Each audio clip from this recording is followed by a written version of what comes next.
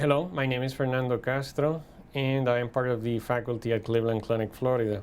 I would like to thank Gastrointestinal Endoscopy for the opportunity to present our work titled Adenoma Detection Rate is Not Influenced by Full-Day Blocks, Time, or Modified Q Positions.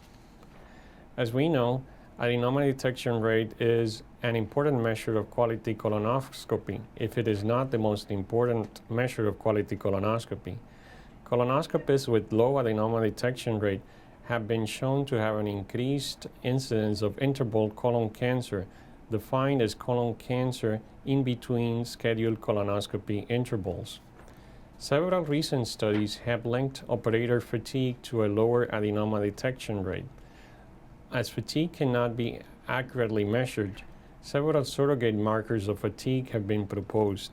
These have included performing a morning as opposed to an afternoon colonoscopy and finding a higher prevalence of polyps in the morning as opposed to the afternoon. In addition to that, other surrogate markers have been passage of time and increased number of colonoscopy procedures. So we began our retrospective study analyzing our database of over 3,000 screening colonoscopies, comparing afternoon adenoma detection rate when procedures are done all day as opposed to afternoon-only colonoscopy.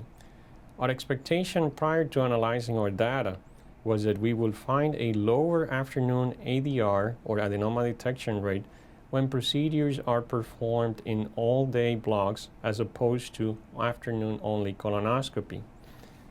However, after multivariable analysis accounting for age, gender, body mass index, ethnicity, and quality of the preparation, we found no difference in ADR, or adenoma detection rate, when procedures were performed in all-day blocks as opposed to afternoon-only colonoscopy.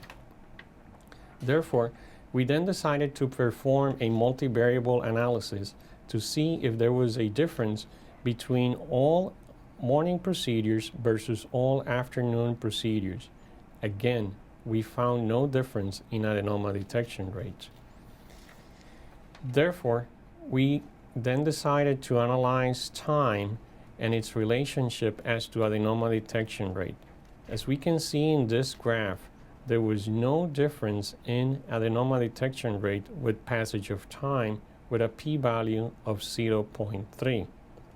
A more recent marker of fatigue, the Q position, was introduced by Lee and others at Washington University. The Q position was determined by counting the number of procedures prior to the index colonoscopy plus 1.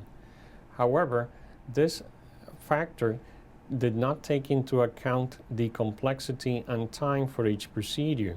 We used, therefore, the modified Q position, and in this novel factor, we assigned different values according to procedure complexity. So therefore, as we can see in the figure, an EGD and flexible sigmoidoscopy would account for a value of 0.5, a colonoscopy a value of 1, an endoscopy performed by endoscopic ultrasound and ERCP a value of 1.5, and a double balloon enteroscopy a value of 2. You can refer to the article for examples of how this was calculated. So as we can see in the graph, analyzing the relationship of adenoma detection rate to modified Q position, we found no relation to modified Q position and adenoma detection rate. So therefore, we found no difference in adenoma detection rate when we perform procedures in half-day blocks or a full-day schedule, when we perform these in the morning or the afternoon, whether there was a factor of increased time affecting adenoma detection rate, and neither we found any influence of adenoma detection rate with modified Q position. Our findings then differ from others that had found fatigue as measured by afternoon colonoscopy time or modified Q position to influence colonoscopy results. How can we account for these differences? Although we cannot be certain of the cause, one major difference in our study as opposed to others was that we used monitor anesthesia care in 80% of our cases, whereas in other studies, the endoscopist was responsible for administering the sedation. Although the use of monitored anesthesia care is a logical explanation for these differences, since the extra work and potential fatigue involved in administering sedation is being delegated, additional studies are necessary to evaluate this possible association. Although we did not find monitored anesthesia care to influence adenoma detection rate, we had very few cases with monitored anesthesia care to make a meaningful comparison. So, where does the future hold for us? Certainly, gastroenterologists are not alone in the evaluation of fatigue influencing outcomes.